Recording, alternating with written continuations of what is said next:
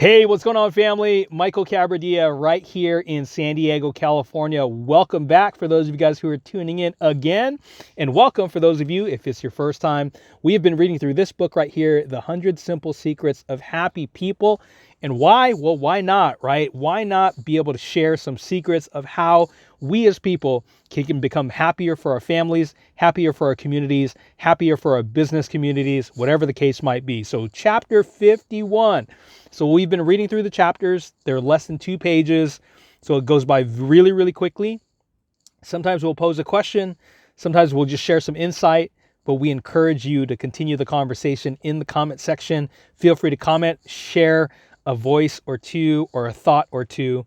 Chapter 51, make your work a calling. If you see your work as only a job, then it's dragging you away from what you really want to be doing. If you see it as a calling, then it is no longer a toiling sacrifice. Instead, it becomes an expression of you. It becomes a part of you. Victor is a motorman for the Chicago Transit Authority. 5 days a week, he's running an elevated train on the red line, the L train, right? Victor stands out in the minds of the people who ride his train because of a notable and unusual trait. He loves his job. Thank you for riding with me this evening on Electric Avenue. Don't lean against the doors because I don't want to lose you. He tells passengers over the intercom. I would imagine that the intercom is, handheld, right? Like that. As the train makes its way north, Victor points out notable sights, including which connecting buses are waiting in the street below. People compliment him all the time, telling the city he's the best motorman in Chicago. Victor admits, our equipment may be junky, but for $1.50, I want to give a Lincoln Town Car ride. So why does Victor have such a positive approach to his job? And he says, my father is a retired motorman, and one day he took me to work with him, and I was so impressed looking out that window, he says, speaking of the city skyline. Ever since I was 5 years old, I knew I wanted to run the trains. In research on working women, researchers found that even for those working in the same kinds of jobs, work was alternatively viewed either as a series of hassles or as a positive experience in which the women were in control of their lives.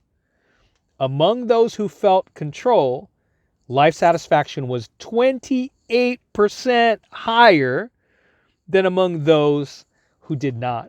So if you had a 50% life satisfaction, just because you felt that you were in control, because you felt that your job was a calling, that you were there for a reason, there for a purpose, it went from 50% to 78% of life satisfaction just because you felt you were in control and that you are actually working in your calling, right?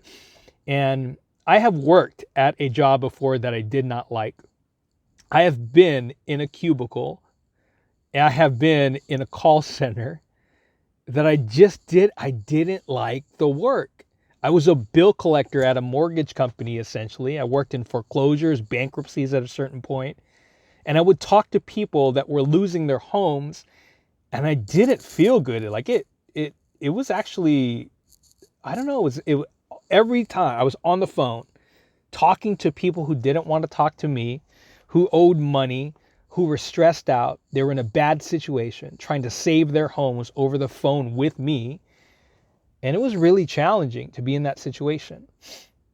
But during that period of time, there was a business mentor of mine, and he taught me that wherever it is that you are, wherever it is that you're working, do your best and do it with the best attitude as you can.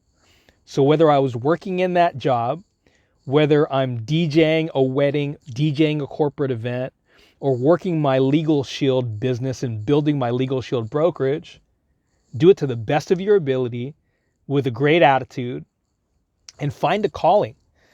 I've always been a very, very cause-motivated person.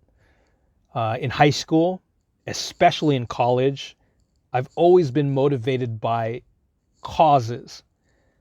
things that are larger than me and larger than us, and being a part of larger groups of people who are working together for the greater good.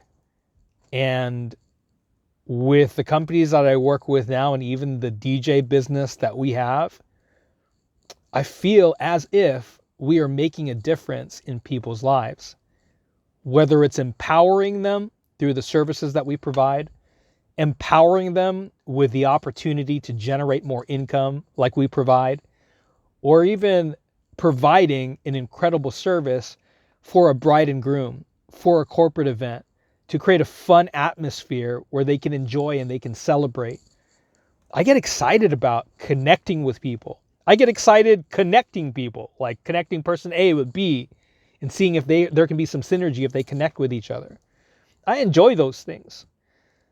So in the comments, is your current work, your current job, your current business, is it your calling?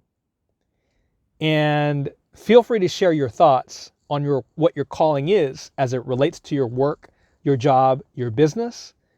Or if there is something that you're being called to, what is that something? Take a step forward, and I encourage you, go after it. Thank you guys so much for joining in. This is video number 51. We'll see you on video number 52 next. Take care. God bless you.